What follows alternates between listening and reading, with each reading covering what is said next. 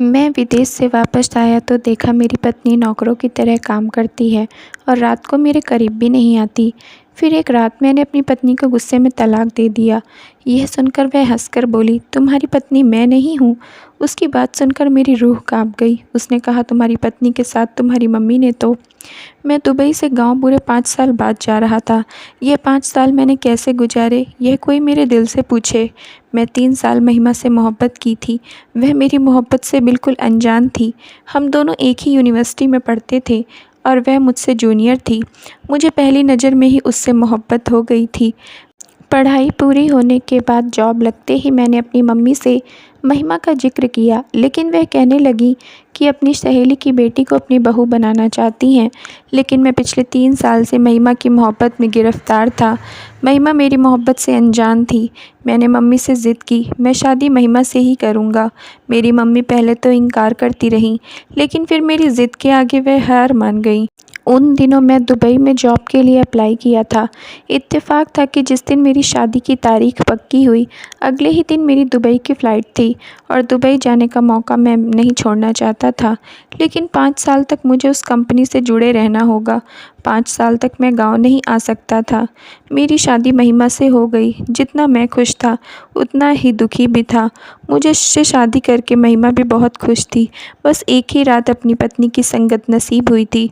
मैं ठीक से अपनी पत्नी से बात तक नहीं किया था। उसे यह तक नहीं बताया था कि मैंने कितने जतन से उसे पाया है। कोई भी तो बात नहीं हो पाई थी। रात को शादी हुई थी और सुबह मेरी फ़्लाइट थी। महिमा से जब मैं जाने से पहले मिला तो वह आंसू बहा रही थी। कहने लगी, रमेश मत जाओ प्लीज़। मैंने कहा, 5 साल की तो बात है, बस यूं ही गुजर जाएंगे। मुझे यह मौका बार बार नहीं मिलेगा। मैं आज सुबह ही महिमा को छोड़कर दुबई के लिए एयरपोर्ट चला गया और 5 साल बाद वापस घर जा रहा था। इन 5 सालों में मेरी मोहब्बत महिमा के लिए और बढ़ चुकी थी। मैं जानता था कि वह भी मेरा इंतज़ार कर रही होगी। मैं अपने आने की खबर अपने घर में किसी को नहीं दी थी। मैं सरप्राइज़ देना चाहता था। एयरपोर्ट से जब मैं घर पहुंचा तो यही सोचता था कि अचानक से महिमा और घर वाले मुझे देखेंगे तो उनका क्या रिएक्शन होगा। मैंने दरवाजे पर दस्तक दी तो दरवाज़ा मेरी छोटी बहन ने खोला था। मुझे देखकर पहले तो वह हैरान रह गई, फिर मेरे गले लग गई। इसी ने शोर मचाकर सबको इकट्ठा कर लिया। मम्मी जल्दी आओ, रमेश भाई आ गए हैं। यह सुना था कि सब लोग आ गए। मेरी मम्मी मुझे गले लगाकर रोने लगी। भाभी सभी मौजूद थे सिवाय महिमा के। मेरी नज़रें उसे तलाश रही थी। मैं बार बार पूरे घर में देख रहा था कि वह आएगी। ऐसे कैसे हो सकता था कि सबके पास तक खबर पहुंच गई और महिमा के पास नहीं पहुंची। 15 से 20 मिनट हो गए थे मुझे आए हुए। मम्मी मुझे अपने पास बैठाई थी, मुझसे बातें किए जा रही थी। तुम कितने कमज़ोर हो गए हो, लगता है परदेश में ठीक से खाया नहीं। मम्मी लोगों को तो बस यही फ़िक्र रहती है। मैंने अपनी मम्मी का हाथ पकड़ा और कहने लगा, मम्मी मैं बिल्कुल ठीक हूँ, आपको ही कमज़ोर लग रहा हूँ। बात मैं मम्मी से कर रहा था और मेरी नज़रें इधर उधर महिमा को ढूंढ रही थी। फिर मैं पूछ ही लिया। अपनी छोटी बहन से कहा कि तुम्हारी भाभी कहाँ है। मेरे सवाल पर मेरी बहन के माथे पर तेवरियाँ चढ़ गईं। कहने लगी कि उन्हें मायके से फुर्सत मिले तभी अपने घर पर नज़र आएंगी ना, जब देखो तब मायके पहुंच जाती हैं। यह कहकर मुंह बनाए हुए किचन में चली गई। कहने लगी, मैं आपके लिए चाय बनाती हूँ। यह सुनकर तो मेरा दिल उदास हो गया था। मैंने अपनी मम्मी की तरफ देखा तो वह भी माथे पर बल डालते हुए मुँह से ना जाने क्या बड़बड़ाने लगी। मैंने कहा, क्या बातें मम्मी। कहने लगी, क्या कहूँ तुमसे, तुम्हें ही शौक़ था अपनी मोहब्बत को घर लाने का। मेरी सहेली की बेटी आती तो घर को स्वर्ग बनाकर रख देती, लेकिन यह लड़की मुझे उसके तेवर घर बसाने वाले नहीं लगते हैं। जब देखो तब मायके पहुंच जाती है। बहन बोली, भाई हमने तो रोका टोका नहीं था कि कहीं आपको बुरा न लग जाए। मेरी मम्मी के शिकवे शुरू हो चुके थे। बुरा तो मुझे भी बहुत लग रहा था। मैंने चाय पी और ससुराल जाने की तैयारी करने लगा। यह देखकर मेरी मम्मी कहने लगी, तुम कहाँ जा रहे हो। मैंने कहा, मम्मी मैं महिमा को लेने जा रहा हूँ। मेरी मम्मी कहने लगी, बस पत्नी के पल्लू को मत छोड़ना। अरे उसे फ़ोन करो, उसके पापा उसे छोड़ जाएंगे। तुम थके हारे इतना लंबा सफ़र करके आए हो और पत्नी को लेने जा रहे हो। मैंने कहा, कोई बात नहीं मम्मी, मैं वैसे भी उसे सरप्राइज़ देना चाहता हूँ। मुझे अचानक देखेगी तो खुश हो जाएगी। मेरी इस बात पर मेरी मम्मी का मूड बिगड़ गया था, लेकिन मैंने उनकी परवाह नहीं की। जैसे ही मैं ससुराल पहुंचा, दस्तक दी तो दरवाज़ा महिमा ने खोला। मुझे देखकर वह हक्का बक्का रह गई थी, चेहरे की रंगत उड़ गई थी। मैं उसे देखकर मुस्कुरा रहा था, लेकिन वह यूं थी कि जैसे मुझे देखकर सांस लेना भूल गई हो। मैं जो खुशी उसके चेहरे पर देखना चाहता था, वह मुझे कहीं भी नज़र नहीं आ रही थी। मैंने कहा, अंदर आने के लिए नहीं कहोगी? मेरी बात पर वह बुरी तरह चौंक गई थी, फिर फटाफट पीछे हो गई। कहने लगी, आपने बताया नहीं कि आप वापस आ रहे हैं, वरना मैं घर आ जाती। मैंने कहा, उन 5 सालों में तुमने मुझसे बात ही कब की थी? जब भी मैंने कहा कि महिमा से बात करवा दो तो तुम काम में बिज़ी रहती थी। वह पहली शिकायत थी जो मैं अपनी ज़ुबान को कहने पर रोक नहीं पाया। उसने फ़ौरन से नज़रें बदल ली थी। अंदर आया तो सामने मेरी सास थी। उनसे मिलने लगा। वह मुझे देखकर बहुत खुश हुई। कुछ देर ही मैं वहाँ बैठा और महिमा से कहा कि मेरे साथ चलो। महिमा खामोशी से तैयार हो गई। उसे देखकर मेरा दिल बुझ सा गया था, जिसका इंतज़ार मुझे था। महिमा के चेहरे पर अपने आने की खुशी देखने का, वैसा मुझे उसके चेहरे पर कुछ भी नज़र नहीं आया था। घर में आते ही वह कमरे में जाने की जगह सीधा किचन में चली गई। मैं बाकी का वक्त अपने बहन भाइयों और मम्मी के साथ गुजारा था। बड़ा भाई वापस अपने घर चला गया। रात को जब मैं अपने कमरे में आया तो महिमा कमरे में मौजूद नहीं थी। काफ़ी देर मैं उसका इंतज़ार करता रहा। रात के 1 बजे कमरे में आई थी। दुपट्टे से अपने हाथ पोंछ रही थी। शायद किचन से बर्तन धोकर आ रही थी। मुझे जागता हुआ देखकर कहने लगी, आप अभी तक जाग रहे हैं, सोए नहीं? आपको आराम करना चाहिए था। इतना लंबा सफ़र तय करके आए हैं। बिल्कुल सिंपल से कपड़े में वह थी। मैंने कहा, तुम क्या नौकरानी बनी हुई हो? जाओ, एक अच्छा सा कपड़ा पहनकर तैयार होकर मेरे सामने आकर बैठो। मैं तुम्हें सिर्फ दुल्हन के रूप में देखा है, वह भी 5 साल पहले। मैं महिमा के लिए बहुत सारे खूबसूरत तोहफे लेकर आया था और उसमें सबसे कीमती एक नेकलेस था। मेरी ख्वाहिश थी कि आज मैं उसे खुद नेकलेस अपने हाथों से पहनाऊंगा, लेकिन मैं हैरान था। वह कहने लगी, मैं बहुत थक गई हूँ, रमेश में सोना चाहती हूँ। यह कहकर उसने तकिया उठाया और सोफ़े पर रख कर लेट गई। मैं तो उसका व्यवहार देखकर परेशान हो गया था। नाराज़ तो मुझे उस पर होना चाहिए था, क्योंकि उन 5 सालों में उसने एक बार भी मुझसे फ़ोन पर बात नहीं की थी। हालांकि शादी की रात बेशक हमारी ज़्यादा बातचीत नहीं हुई थी, लेकिन उसका व्यवहार ऐसा नहीं था। उसकी आंखों में मेरे लिए उतनी ही मोहब्बत थी जितनी मेरे दिल में उसके लिए थी। मैं हैरान था कि महिमा का व्यवहार मेरे साथ ऐसा क्यों है। मैंने सोचा शायद शादी के अगले दिन ही मैं दुबई चला गया था, इसलिए वह नाराज़ है। हालांकि उस वक्त महिमा ने मुझसे कहा था कि आप मत जाइए, क्या एक दिन के लिए आपने मुझसे शादी की थी? लेकिन मैं उसे कहने लगा कि बस कुछ सालों की बात है, उसके बाद सारी ज़िंदगी तुम्हारे साथ ही रहने वाला हूँ। मैं उठकर महिमा के पास गया। मैंने कहा, उठो, यहाँ से बेड पर आकर लेटो। यहाँ क्यों लेटी हो? कहने लगी, मैंने आपसे पहले भी कहा है कि मैं आराम करना चाहती हूँ, थक गई हूँ। मैंने कहा, महिमा, मैं 5 साल बाद आया हूँ। पूछोगी नहीं यह 5 साल मैंने कैसे गुजारे हैं तुम्हारे बिना, यह दिन कैसे काटे हैं? मेरी बात पर उसने कुछ लम्हों के लिए मेरी आंखों में देखा था और उसके बाद मुस्कुराई और कहने लगी, मुझे आपसे कुछ नहीं पूछना, ना ही मुझे आपको कुछ बताना है। ना जाने उसकी आंखों में ऐसा क्या था कि मैं चुपचाप हो गया। गुस्सा था या फिर डर, लेकिन उस पल उसकी आंखें ना जाने किस जज्बे के तहत लाल सी हो गई थीं। खामोशी से आकर अपनी जगह पर लेट गया। पूरी रात बेचैनी से गुजरी थी। मैं तो ना जाने क्या क्या सोच रहा था, लेकिन यहाँ तो सब उल्टा हो रहा था।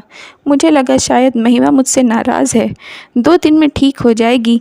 अगले दिन मैंने महिमा को नेकलेस दिखाया। उसने लापरवाही से बस एक ही पल देखा था। मुझे तो लगा था कि नेकलेस देखकर उसकी सारी नाराज़गी दूर हो जाएगी। पत्नी ऐसी चीज़ों को देखकर तो खुश हो जाती है जब पति उनके लिए कोई तोहफा लेकर आए, लेकिन उसने बेरुखी से देखा और बॉक्स बंद करके बेड पर रख दिया। मैंने कहा, यह मैं तुम्हें खुद पहनाना चाहता हूँ। वह कहने लगी, मुझे यह पसंद नहीं है, इसलिए मैं यह नहीं पहनूंगी। ऐसा करिए, इसे अपनी बहन को दे दीजिए, वह अपने दहेज में ले जाएगी। उसकी बेरुखी मुझे चुभने लगी थी। ऐसी भी क्या नाराज़गी? 2 दिन से मैं उसे मनाने की कोशिश कर रहा था, लेकिन वह टस से मस होने को तैयार ना थी। इस बार मैंने ज़रा गुस्से से कहा, मैंने कहा ठीक है, तुम्हें नहीं पसंद है तो मत पहनो, लेकिन रात को मेरे कमरे में जल्दी आ जाना, और इस बार मैं तुम्हारा कोई बहाना नहीं सुनूंगा। मेरी बात पर उसका रंग फीका हो गया। वह फ़ौरन कमरे से उठकर बाहर चली गई। मैं काफ़ी देर तक उसका इंतज़ार करता रहा, लेकिन वह नहीं आई। ना जाने कब मेरी आँख लग गई। सुबह जब मैं उठा तो महिमा कमरे से बाहर जा चुकी थी। मुझे बहुत गुस्सा आने लगा। जब मैं घर आता था तभी किचन में मुझे काम करती नज़र आती थी। जब सुबह मैं उठता तब भी वह कमरे से बाहर ही होती थी। जब मैं बाहर आया वह टेबल पर नाश्ता लगा रही थी। जब तक मम्मी नाश्ता कर रही थी, कुछ ना कुछ महिमा के खिलाफ़ बोल रही थी। कह रही थी कि पति को दिखाने के लिए काम करती है, पूरा दिन तो अपने कमरे में बैठी रहती है।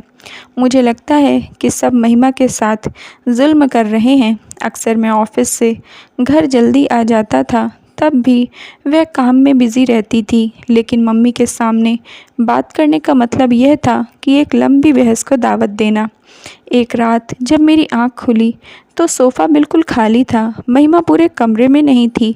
यह देखकर मैं परेशान होकर उठकर अपने कमरे से बाहर निकला। मुझे वह लॉन्च में भी नज़र नहीं आई और ना ही किचन में। बाकी सबके कमरे बंद थे, डाइनिंग रूम भी खाली था। मैं परेशान हो गया कि इस वक्त कहाँ जा सकती है।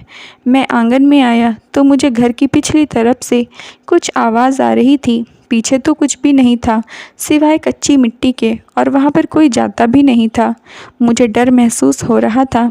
मैं धीरे धीरे कदम बढ़ाता हुआ पिछली तरफ गया। मैंने देखा महिमा वहाँ दीवार के पास बैठी मिट्टी के साथ न जाने क्या कर रही है। उस वक्त उसके बाल खुले हुए थे। जब मैं उसके पास आया तो मुझे देखकर बुरी तरह से घबरा गई। मैंने कहा, तुम यहाँ क्या कर रही हो? वह खड़ी हो गई, अपने हाथों से और कपड़ों से मिट्टी झाड़ने लगी। कहने लगी, मैं बीज बो रही हूँ। मैंने कहा, रात के 3 बजे तुम किस चीज़ के बीज बो रही हो?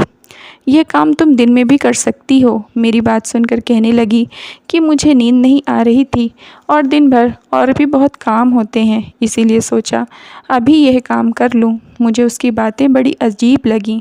उसके चेहरे पर हर वक्त परेशानी रहती थी। जब से मैं आया था मैंने उसे मुस्कुराते हुए नहीं देखा था। वह कमरे में आई तो सोफ़े पर लेटने लगी। मैंने उसका बाजू पकड़ लिया। मैंने कहा कि बस करो महिमा, 5 साल का बहुत बड़ा इम्तिहान देकर आ रहा हूँ। मैं कोई नया इम्तिहान तुम्हें और नहीं दे सकता। यह कहकर जैसे ही मैंने उसे अपनी बाहों में भरना चाहा, उसने मुझे धक्का दे दिया और गुस्से से बोली कि दूर रहो मुझसे। मैं तो उसका ऐसा व्यवहार देखकर परेशान हो गया। यह कहकर गुस्से से लाल आंखों से वह मुझे देखने लगी और फिर कमरे से बाहर चली गई। इस बार तो मुझे भी उस पर गुस्सा आने लगा था। हो क्या गया था उसे? वह मेरे साथ ऐसा व्यवहार क्यों कर रही थी, जैसे मैं कोई गिरा पड़ा इंसान था। जब से मैं आया था उससे माफ़ी ही मांग रहा था, लेकिन अब नहीं। मैं अपना दिल जलाए बेड पर बैठ गया। मैं सोच रहा था कि अब उसके साथ ऐसा ही व्यवहार करूँगा जैसा वह डिज़र्व करती है। मेरी नरमी और मोहब्बत का वह शायद कोई और गलत मतलब निकाल रही है। मेरी ही गलती थी। मैंने आते ही उसे सर पर बैठाना चाहा। ऐसी बहुत सी बातों को सोचते हुए मैं ना जाने कब सो गया। सुबह शोर की आवाज़ से मेरी आँख खुली थी। मम्मी ना जाने किस पर चिल्ला रही थी। दूसरी आवाज़ मुझे महिमा की सुनाई दी। वह मेरी मम्मी से झगड़ा कर रही थी। यह सुनते ही मुझे हैरत हुई। जैसे मैं कमरे से बाहर गया, मेरी मम्मी के कमरे से आवाज़ आ रही थी। मैं उनका कमरा खोलकर जब अंदर गया तो महिमा और मेरी मम्मी आपस में बहस कर रहे थे। मम्मी कह रही थी, इसने जानबूझकर मेरे ऑमलेट के अंदर नमक ज़्यादा मिलाया है ताकि मेरा बीपी हाई हो जाए और मैं मर जाऊं। यह लड़की मुझे मारना चाहती है। महिमा कहने लगी, मैंने ऐसा कुछ नहीं किया, मैंने तो ठीक बनाया था। उस ऑमलेट में नमक आपकी बेटी ने ज़्यादा मिलाया है। मैं पराठा बना रही थी कि जब खुद आपकी बेटी को ऑमलेट में नमक डालते हुए देखा है।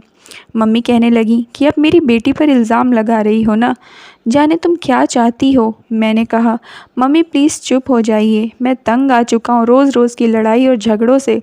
मैंने मम्मी के सामने से ऑमलेट उठाया और महिमा के हाथ में थमा दिया। मैंने कहा, इसे फेंक दो और जाकर मम्मी के लिए ठीक से ऑमलेट बना कर लाओ। वह कहने लगी, नहीं, मेरी बनाई हुई चीज़ पर तो आपकी मम्मी को ऐतराज़ है। अपनी बहन से कहिए आपकी मम्मी के लिए ऑमलेट बना दे। यह कहकर वह चली गई। मम्मी कहने लगी, देख लिया तुमने इसकी ज़ुबान कैसे चलती है, यूं ही सबसे लड़ती रहती है। और मेरे साथ उसका व्यवहार भी ठीक नहीं था। मुझे लगने लगा कि मेरा फ़ैसला गलत था। महिमा मेरे लिए गलत लड़की थी। एक दिन मम्मी अपनी दवाई खाने लगी। उनमें से एक दवाई स्लो पॉइज़न की थी। मैंने वह दवा पढ़ी तो मेरे होश उड़ गए। मैंने कहा, मम्मी आप यह दवाई क्यों खा रही हो? वह कहने लगी, मेरे बदन में दर्द रहता था तो महिमा ने मुझे कहा था कि मम्मी यह खा लीजिए जिससे दर्द ठीक हो जाएगा। तब से मैं यह दवा खा रही हूँ, लेकिन यह है कि थोड़ा सा आराम मिल जाता है। मैंने कहा, मम्मी यह स्लो पॉइज़न है। मैंने कहा, यह आप कब से खा रही हो? मेरी मम्मी कहने लगी, पता नहीं, महिमा तो मुझे पिछले 1 साल से यह दवा दे रही है। अब तो मैं यह नहीं खाऊं तो मुझे चैन नहीं आता। मुझे महिमा पर इतना गुस्सा था कि उसके साथ क्या कर डालूं। वह मेरी मम्मी को जहर दे रही थी। मैंने महिमा को तेज़ आवाज़ में पुकारा तो मेरी बहन आ गई। वह बोली, भाभी घर पर नहीं हैं, अभी रिक्शा मंगवा कर अपने मायके चली गई हैं। मैंने कहा, कुछ देर पहले तो वह यहीं थी। वह कहने लगी कि अपनी मर्ज़ी की मालिक हैं, हम क्या कह सकते हैं। फ़िलहाल तो मुझे अपनी मम्मी की फ़िक्र थी। मैं उन्हें फ़ौरन से अस्पताल लेकर गया। डॉक्टर को सारी मेडिसिन दिखाई। यह देखकर डॉक्टर भी परेशान हो गए थे। बहुत सारे टेस्ट करवाएं तो रिपोर्ट देखकर मेरे होश उड़ गए। उस स्लो पॉइज़न ने मेरी मम्मी के गुर्दे आधे से ज़्यादा ख़राब कर दिए थे। दिल में छेद हो गया था। किस चीज़ का बदला लिया था उसने मेरी मम्मी से? फिर मुझे याद आया कि कुछ दिन पहले ना जाने पीछे क्या गाड़ रही थी। मैं पीछे गया और जाकर वहाँ से मिट्टी हटाई तो मैंने कुछ ऐसा देखा कि मेरी चीख निकल गई। उसमें कुछ काला जादू था। वहाँ पर मेरी मम्मी का नाम लिखा था। गुस्से से मेरा बुरा हाल था। मैं फ़ौरन अपने ससुराल गया। जैसे ही दरवाजे पर दस्तक दी, मेरी सास ने खोला। मैं अंदर गया, चिल्लाकर महिमा को पुकारने लगा। कुछ ही देर में वह बाहर आ गई। मैं काले जादू के सामान को महिमा के सामने रख दिया। फिर मैंने वह दवाई रखी जो मेरी मम्मी को 1 साल से खिला रही थी और फिर मेरी मम्मी की रिपोर्ट दिखाई। मैंने कहा कि मुझे ऐसी पत्नी नहीं चाहिए जो मेरी मम्मी के साथ ऐसा करे। मैं पूरे होश हवास में तुम्हें डाइवोर्स देता हूँ। मैं खड़े खड़े उसके मुंह पर डाइवोर्स के पेपर दे मारे और वह यह सुनकर मुस्कुराने लगी, फिर हंसने लगी। मैं तो उसको देखकर हैरान रह गया था। ऐसे मौके पर मैंने तो औरतों को रोते गिड़गिड़ाते सीना पीटते हुए देखा था, हंसते मुस्कुराते नहीं देखा था। वह कहने लगी, तुम मेरे होते कौन हो मिस्टर? मेरी तुमसे कभी शादी नहीं हुई थी तो डाइवोर्स कैसे होगा? यह सुनकर तो मैं चकरा गया था। मैंने कहा, तुम क्या बकवास किए जा रही हो? 5 साल पहले सबके सामने तुम्हारी मुझसे शादी हुई थी। कहने लगी, मुझसे नहीं हुई थी। वह मेरे पास गुस्से से आई। कहने लगी, जो कुछ तुम्हारी पत्नी के साथ तुम्हारी माँ ने किया है, अगर मैं तुम्हारी माँ को मार भी डालूँ तो भी उसके लिए यह सज़ा कम है। यह सुनकर मैं कुछ कदम पीछे हट गया। मैंने कहा, तुम क्या कह रही हो? मैं समझ नहीं पा रहा हूँ। अगर तुम महिमा नहीं हो तो फिर महिमा कहाँ है? मेरी बात सुनकर वह अब गुस्से से मुझे कहने लगी, तो मिलना चाहते हो महिमा से? मैं तुम्हें मिलवाती हूँ उससे। उसने मेरा हाथ पकड़ा और खींचते हुए घर से बाहर ले गई। मैंने कहा, तुम मुझे कहाँ ले जा रही हो? तुम कौन हो? वह कहने लगी, मैं महिमा की जुड़वा बहन हूँ। तुम्हें महिमा से मिलना है ना? अभी लेकर जाती हूँ। वह मुझे पैदल ही ना जाने कहाँ लेकर जा रही थी। कुछ मिनट के फासले पर शमशान घाट था। वह मुझे उसके अंदर ले गई। मेरा तो दिल धड़कना भूल गया था। एक गड्ढे के पास मुझे ले जाकर उसके ऊपर ज़ोर से धक्का दे दिया। कहने लगी, यह है तुम्हारी महिमा, तुम्हारी मोहब्बत जिसे तुमने अपने घर वालों से लड़कर हासिल किया था। तुम्हारे पीछे यह हाल किया है तुम्हारे घर वालों ने मेरी बहन का। मेरी आंखों से आंसू बहने लगे। मैंने कहा, तुम झूठ बोल रही हो। मेरी महिमा मर नहीं सकती। सामने लगे बोर्ड पर लिखा था, 1 साल पहले वह मर चुकी थी। मुझे कुछ समझ नहीं आ रहा था। महिमा मर चुकी थी तो मेरे घर वालों को हकीकत का पता क्यों नहीं था? और क्या किया था उन्होंने महिमा के साथ। मैं भी रो रहा था। वह रोकर कहने लगी, बहुत जुल्म किया है तुम्हारे घर वालों ने मेरी बहन के साथ। तुम्हारी की गई मोहब्बत की बहुत बड़ी सज़ा दी है तुम्हारे घर वालों ने। वह कहने लगी, क्या मेरी बहन ने तुमसे मोहब्बत करके तुमसे कहा था कि तुम उसे शादी करने के लिए अपने घर वालों से झगड़ो? मैंने कहा उसे तो खबर तक नहीं थी। मोहब्बत मैंने उससे की थी। रिश्ते के लिए भी मैं ही अपने घर वालों से कहा था। वह तो जानती तक नहीं थी कि मैं उसे चाहता हूँ। मेरी बात पर वह रोने लगी, कहने लगी, तुम्हारे घर वालों ने मेरी बहन को बहुत मारा है। जब वह हमारे घर आई थी, उसके बाल बुरी तरह से काटे गए थे, उसके चेहरे पर जख्मों के निशान थे, उसकी कमर को जलाया गया था। मेरी बहन जब हमारे घर पहुंची तो एक जिंदा लाश थी। आते ही बेहोश हो गई थी। हम उसे अस्पताल लेकर गए। उसकी हालत बिगड़ती जा रही थी। जब उसके टेस्ट करवाएं तो पता चला कि उसे स्लो पॉइज़न दिया जा रहा था। मेरी बहन की किडनी भी फेल हो चुकी थी। मेरे हाथों में उसने दम तोड़ा था। यह कहते हुए वह रोने लगी, कहने लगी, मैं तो अभी 1 साल पहले ही इटली से पढ़कर आई थी। मैं नहीं जानती थी कि मेरी बहन के साथ यह जुल्म हो रहा है। लेकिन जब उसने मुझे मरने से पहले सब कुछ बताया, मैंने उसी वक्त सोच लिया था कि मैं तुम्हारे घर वालों से बदला लूँगी। मेरे बारे में ना तो तुम्हारे घर वाले जानते थे और ना ही तुम। इसलिए मेरी बहन की मौत की खबर भी उन्हें नहीं हुई थी। इसलिए मैं महिमा बनकर तुम्हारे घर रहने लगी और वही सब तुम्हारी मम्मी के साथ कर रही थी जो वह मेरी बहन के साथ कर चुकी थी। उसे खाने में कुछ नहीं दिया जाता था। तुम्हारी मम्मी अगर मेरी बहन को कभी खाना देती तो उसमें नमक और मिर्च तेज कर देती थी ताकि वह खाना ना खा सके। बार बार उसे यह ताना दिया जाता कि उसने अपनी अदाओं से तुम्हें फंसाया था, वरना वह अपनी सहेली की बेटी को लेकर आती। मेरी बहन के जिस्म को जलाया जाता था। हर काम उसी से लिया जाता था। तुम्हारी मम्मी उसे मारती थी, लेकिन जब मैं वहाँ पर गई तो मैं किसी को भी हाथ उठाने की इजाज़त नहीं दी। पहली बार मुझ पर तुम्हारी मम्मी ने थप्पड़ मारने के लिए हाथ उठाया तो मैंने उनका हाथ पकड़कर मरोड़ दिया। फिर मुझसे दोबारा उन्होंने ऐसी ज़रूरत तक नहीं की। काश कि मेरी बहन ने जुल्म सहने की बजाय जुल्म करने वालों का हाथ पकड़कर रोक देती तो ऐसा ना होता। फिर मुझसे कहने लगी कि अगर तुम्हें मेरी बहन से मोहब्बत थी तो उसे भी अपने साथ लेकर जाते, वरना अपनी मोहब्बत की खातिर दुबई ना जाते, बल्कि अपनी मोहब्बत का साथ देते। यहाँ उसके पास रहकर यह कहकर वहाँ से चली गई और मैं वहीं बैठकर आंसू बहाने लगा। Thank you friends. अगर आप लोगों को स्टोरी पसंद आई हो तो प्लीज़ लाइक कर दीजिए और चैनल को सब्सक्राइब कर लीजिए।